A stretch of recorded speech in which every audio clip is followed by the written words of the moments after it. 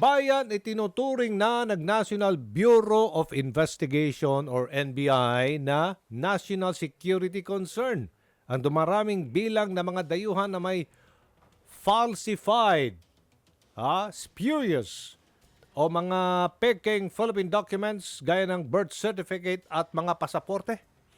Kabilang dyan ang halos 200 na diskubreng na issue na authentic pa ito, bayan. Authentic na birth certificate ng local civil registry o local civil register sa Santa Cruz, Davao del Sur. Noong nakarang linggo na diskubre ng NBI Region 11.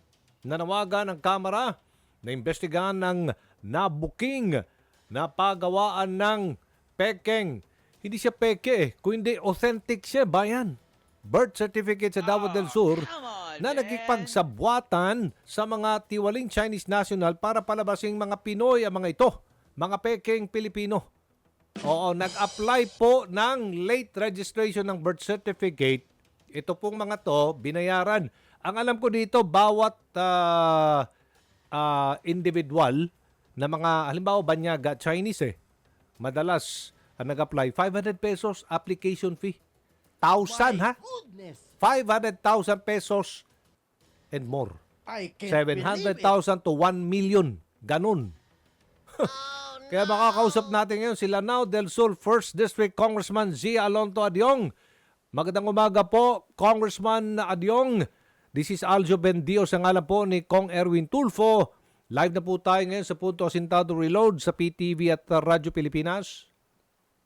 Magandang umaga, Aljo, and magandang umaga sa mga taga-subaybay ninyo. Opo, nakaka-alarma na ho ang nadiskubre ng NBI Region 11, Congressman, na mga banyagang nakakuha ng mga authentic daw ito birth certificate, inavail ang late registration ng birth certificate sa local civil register ng Santa Cruz, Davao del Sur. Opo, ano po ang pananaw niyo sa isyong ito? Well, tama nga yung sinabi mo, no?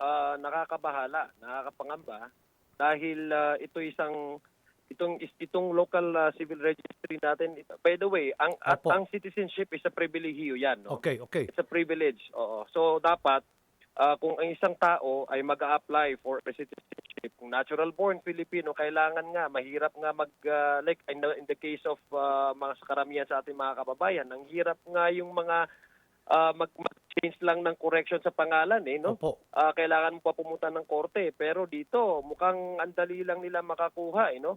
I agree, it's a national security concern dahil apart from yung sinasabi nating illegal na mga human trafficking, ito ang nakikita natin isa sa mga resulta ng mga ganitong falsified na mga documents, no? Yung nabibigyan lang na agaran ng mabibigyan ng mga peking dokumento at peking na citizenship sa mga foreign nationals, in this particular case ang mga Chinese, no, na nakakabahala dahil sabi nga ng NBI, this may have a close link with yung illegal operation ng Pogo, no, yung illegal case of illegal human trafficking, yung illegal case of drug operation. So talaga nakakabahala. That's why we want to investigate this and dig a little deeper, no, para makita natin kung paano nakalusot itong mga ganitong klaseng transaksyon sa ating mga local na civil registry na nagbibigay ng mga peking dokumento at citizenship. Sabi ko nga, pinoprotektahan natin ang national sovereignty natin, no? Opo. Sa labas. Pero mukhang sa panloob, kailangan din natin tutukan kasi doon tayo minsan nadadali Oo. Ang the report na natanggap po ninyong likod dito, Representative Adyong, sa aking pakikipag-usap kay Regional Director NBI Region 11, I forgot his name, ang sinabi po niya, ang bayad daw nito 500,000 pesos and above per individual na mag-apply ng mga Chinese na hindi marunong talaga mag-Tagalog, mag-Bisaya, ni Ingles, hindi marunong ho. Oo. Kaya nga po nakakabahala dahil sa akin, ang sa akin palagay, no, hindi madali talaga na mag-secure ng late registration. Dahil nga may proseso yan. In fact, ipapresenta mo pa yung nanay mo at tatay mo. Ang dami pang mga witnesses na po pwede magsabi na talagang ikaw ay pinanganak dito sa Pilipinas at yung mga magulang mo ay Pilipino. Ito, yung sinasabi ng NBI na may involved na ganitong pera, yun ang gusto nating malaman. Dahil unang-una, sa palagay ko, dahil sa stringent processes ng ginagawa ng local civil registry, bakit nakakalusot pa rin? Opo. So, meron talagang allegation of trading. May allegation talaga na nagbabayad. Sabi nga ng NBI, nagbabayad ng 500 to 1 million. So, ito ay nagpapakita lang na parang insulto sa atin, mga bilang isang Pilipino. Dahil ang citizenship pala natin ay for sale. Kailangan natin na maimbestiga ito dahil hindi, sabi ko nga, is a privilege, no? At saka hindi lang ito insulto sa ating pagiging Pilipino kasi nga parang for sale ng ating citizenship. Hello. Ito rin ay nagte-threaten sa ating national security, no? Hindi natin alam ito bang mga Chinese nationals ba ito ay mayroong anong involvement nila sa mga illegal, no? Mayroon ba silang mga connection when it comes to itong ongoing investigation with the Pogo operation, illegal operation? Ayun, nakikita natin based on the ongoing investigation, may mga human trafficking cases, may mga allegation of connection sa illegal drug trade, no? So, hindi pupunta dito ang isang banyaga para kung maging Pilipino lang. I don't think that's the reason why they are wanting to apply for citizenship. Opo. There must be a reason behind. There must be a reason why they need to falsify these documents. Kasi mukhang sa palagay ko, no, this is just the tip of the iceberg. We may open up a can of worms here. So, talagang kailangan nating imbestigahan para makita natin kung saan ba yung loopholes. Ano ba talaga yung nagiging problema para mabigyan natin ng solusyon pagdating doon sa pagpapalakas ng ating civil registration system. Tama ho. Dahil nababahala na tayo. Oo. Si Attorney Archie Albao pala yun, ang NBI Region 11 Director. So, maaari siguro dito, Congressman Adyong, tututukan talaga sa local civil registry. Mahigpit ang patakaran dyan sa pagkuha ng mga birth certificate. Ganon din, hindi lang ministerial duty ang PSA. Kasi ang sa PSA, pag nag-a-apply ka na po ng pasaporte, syempre dadaan ka ng PSA, kukuha ka ng birth certificate dyan. Umaasa lang din sila sa local civil registries natin.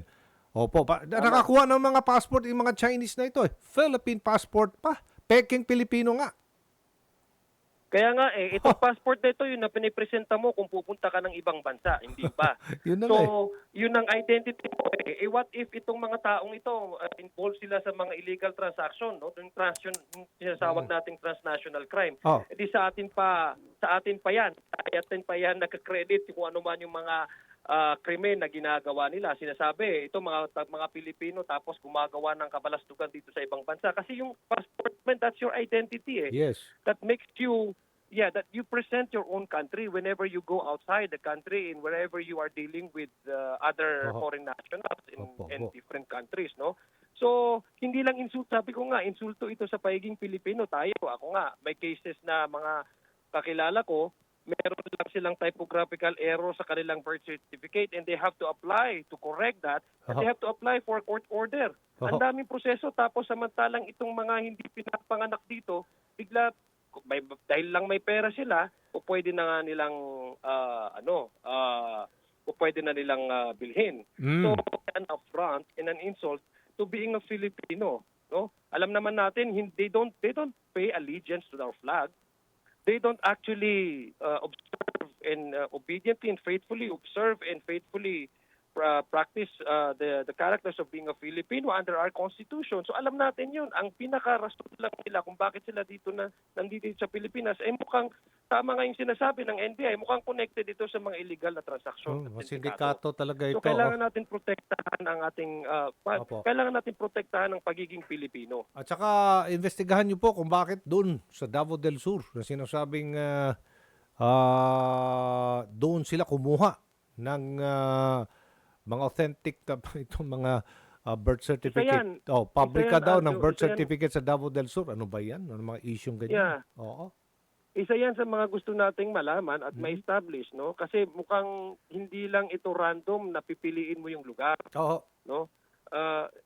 This kasi kung sindikato talaga ito, as what ang sabi nga ng NBI, more than 200 or almost 200 ata, but it could be more, no?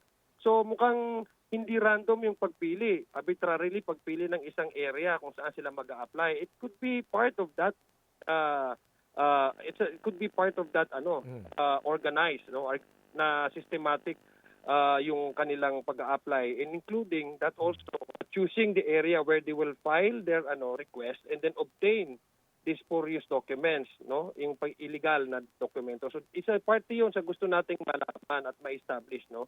At sana nga, I'm hoping that this is just an isolated case, no. Ako pinipray ko na sana ito lang isolated case ito. Pero what if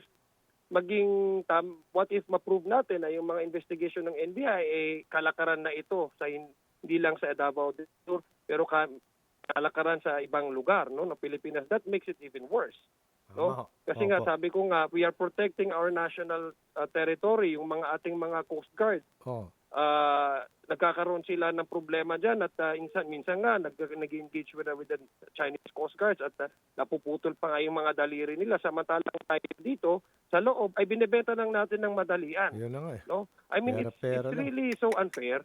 While people are protecting our national sovereignty, our Coast Guards, defending this country with their own lives, and here we are, dahil may 500,000 at 1 million na pabibigay, ay ibebenta natin yung ating identity. Oo nga. Maraming salamat po sa inyong oras. Lanao del Sur, 1st District Congressman Zia Alonto Adyong. Sir, thank you. Maraming salamat po, Aljo. Maghihirap pong habulin yan, ha? Dahil yung mga nag-apply ng late registration ng birth certificate, yung mga Chinese nationals po ito, ha? Nagpalit na ho ng pangalan. Ang kanila pong pangalan, apelyido, Pilipinong-Pilipino na. Yan ang problema ngayon. Hindi lang daw to 200.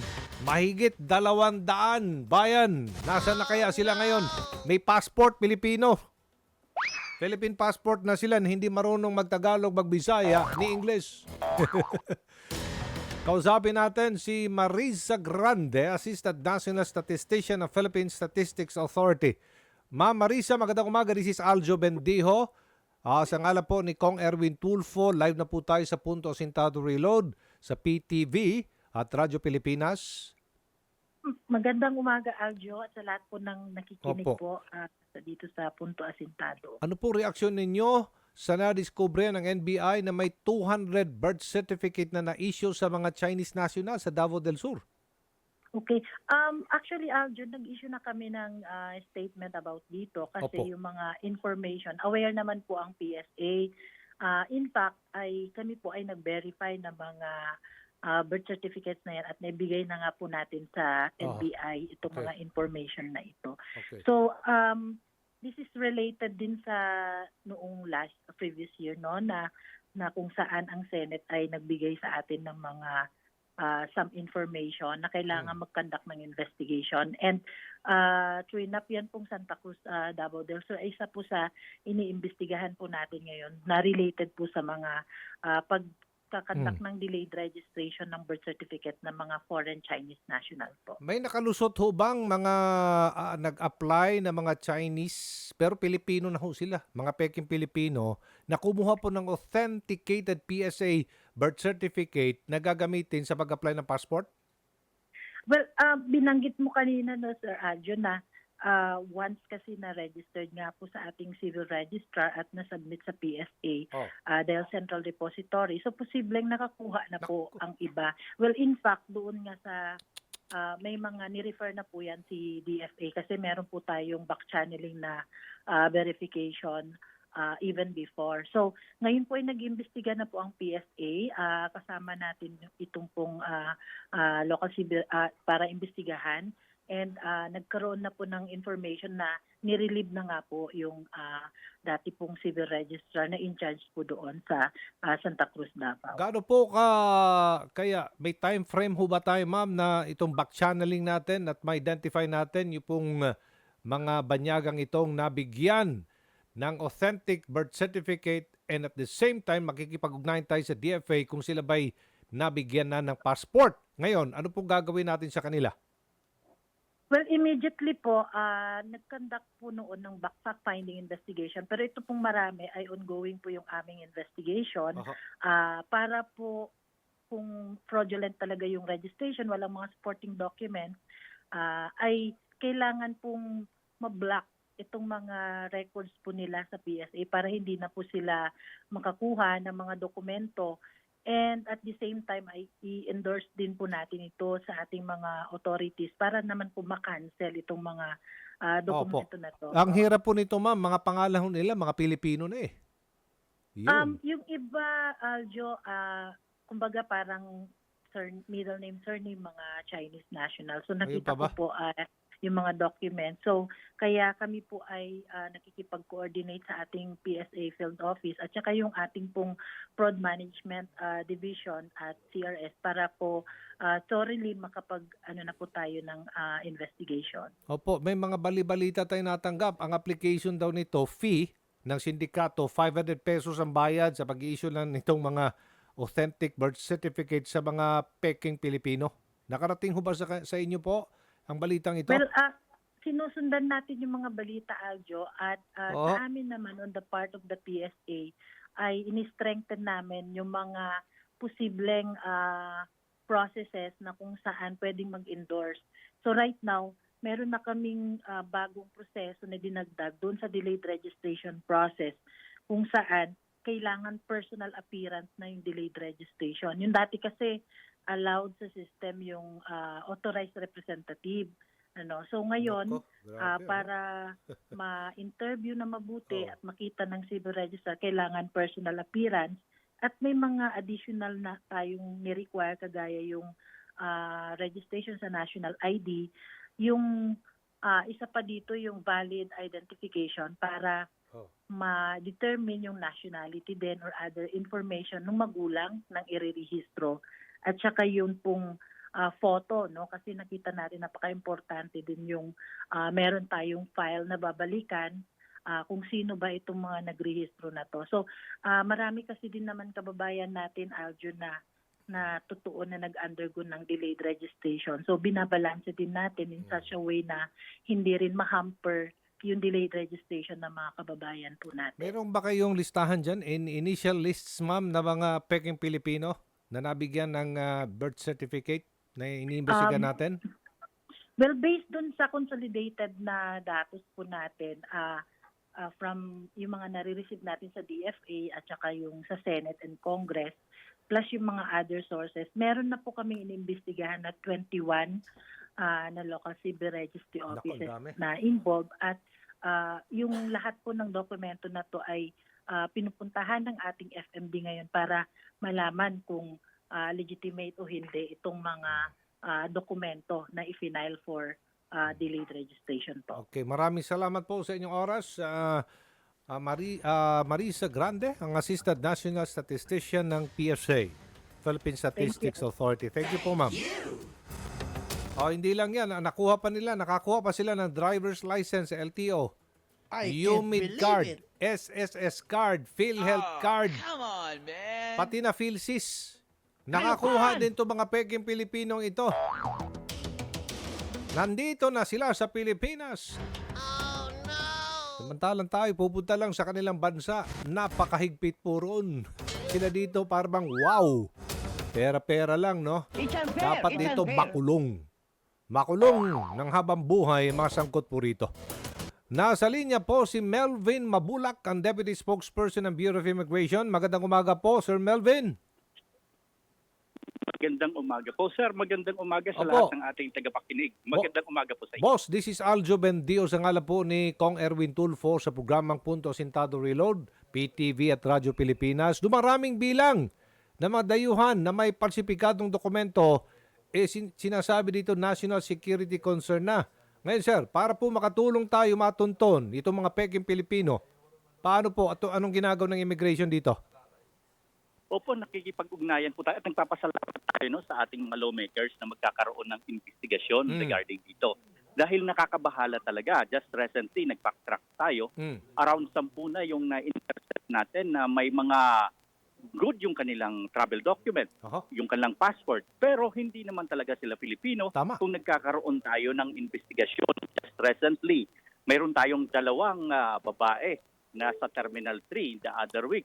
At nang tinanong po natin at nalaman po natin na hindi nila alam yung kanilang pinagkunan ng kanilang yung mga information doon sa kanilang birth certificate at di rin nila mismo ang nag-apply ng kanilang passport. Yan po ang nakikita natin at napag-alaman natin na ito ay kinuha late registration din po. Yun po ang karamihang nakikita natin na nangyayari ngayon. Grabe ito, no? Sinasabi nga ng PSA dati, non-appearance eh.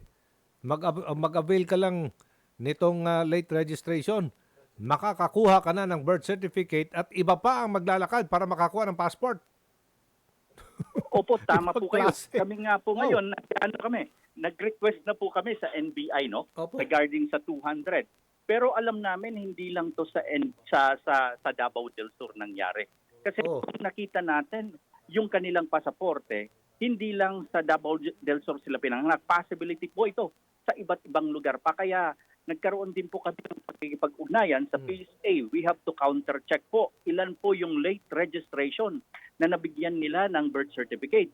Ika-counter-check po natin dahil kakabahala po ito. Alam naman po ninyo, pag ang isang pasahero ay isang Pilipino na, nawawala po yung minsan yung jurisdiction ng immigration and we have to coordinate sa DFA, nagko-coordinate tayo sa NBI, sa PSA para mapag-alaman talaga natin kung sino ba talaga sila. Paano po natin mas pinaigting itong paghahabol sa kanila? Diyan pa lang siguro sa airport, sir, dapat kung kahina-hinala na ang kanilang galaw, mga banyaga ito, dapat tanungin ang ating po mga immigration officers. Oo. Opo, sir. Yan Marunong po ba ang Tagalog ba nangyari. ngayon? Opo. Opo, the other day, yung isa din, yung naripat from Cambodia, no? Oo. Naripat siya dahil trafficking victim only to find out pagbalik dito, ginagamit niya yung Philippine passport at napag-alaman natin, kaduda-duda yung pagiging Pilipino niya. At nalaman natin na isa siyang possible Chinese national. Nakakabahala talaga. Kaya sa ating primary inspector pa lang, pag dumarating, nagkakaroon na tayo ng assessment profiling. Marunong ba itong magsalita ng Tagalog? O di kaya, alam ba na niya yung mga informasyon doon sa birth certificate at sa kanyang pasaporte? Yan po ang nakita natin sa mga ini-interview natin at napapag-alaman natin na kaduda-duda yung kanilang citizenship. Opo. Ano naman po ang ipinatutupad ninyong mas maigpit na pagbabantay sa mga stowaways, yung mga nakakapasok ng mga banyaga sa Pilipinas na wala pong dokumento, wala pong tatak ng kanilang mga pasaporte, paano sila nakapasok sa Pilipinas? Yan po ang tinitingnan po natin kasi pag sila po ay dumating sa Pilipinas, dumadaan po sila dapat sa ating primary inspector at tinatatakan at dapat po nandoon po yan sa ating system. Yes, sir. If ever wala po, yan po ang kaduda-duda kung saan sila dumaan. Kaya nakikipag-ugnayan po tayo sa ating sa Philippine Coast Guard, sa Philippine Navy dahil yan po ay possibility. Hindi sila dumaan sa tamang mga port of entry. Aha. Kung babalikan po natin, just the other week, mayroon po nahuli yung ating sa Coast Guard po, yung mga Indians naman na nag-attempt pumasok doon sa backdoor, no? Doon sa may parte ng Tawi-Tawi na nang nagtiningnan natin, sila ay nasa blacklist natin, nag-attempt silang pumasok dahil hindi sila dadaan doon sa port of entry. Parang nagbabackdoor sila. At napakaganda po yung coordination na ginawa ng Coast Guard dahil nang sila ay nag-verify sa atin at nalaman din natin na sila ay nasa blacklist. Yan po ang tinitingnan natin mga possibilities, no? Na pumapasok sila, hindi sila dumadaan sa mga tamang port of entry. At pinapaigting po natin, we are the Commissioner directed our intelligence division to conduct and to verify yung mga nangyayaring ganyan. Okay. Batay po sa inyong record, may iba ako, Sir Melvin, hindi pa naman ba nakakalabas ng bansa ang pinaparesto ng Senado na si Bamban, Tarlac, suspended ito. Mayor Alice Go at iba pang mga kaanak niya. So far sa ating record, wala tayong nakita na umalis siya at nag-travel sa labas ng ating bansa. At sila po ay nasa lookout. Pag ikaw ay nasa lookout bulletin po, do monitoring po ito, kaagad-agad po kami tumatawag sa focal person. At wala tayong nakita o bagong record na sila ay lumabas. Okay. Sige po. How about ang isa pang pinaparesto na si Pastor Apollo Kibuloy? May balita na ho ba tayo? Nasa Pilipinas pa ba siya o nasa ibang bansa na? So far sa record natin kay Pastor Kibuloy, wala pa tayong nakitang record na umalis siya at nasa lookout din po natin ito. At alam na din po natin na may arrest warrant siya. Doble-doble po yung alert natin. Kasi pag swinay po natin sa pasaporte, yung pasaporte sa ating passport reader, kaagad-agad pong mag-pop out po yan at red po yung color niyan. And we will immediately inform yung other law enforcement agencies to implement the warrant of arrest. Maraming salamat po, Sir Melvin Mabulak, Deputy Spokesperson ng Bureau of Immigration. Magandang umaga. Magandang umaga po, mabuhay po kayo.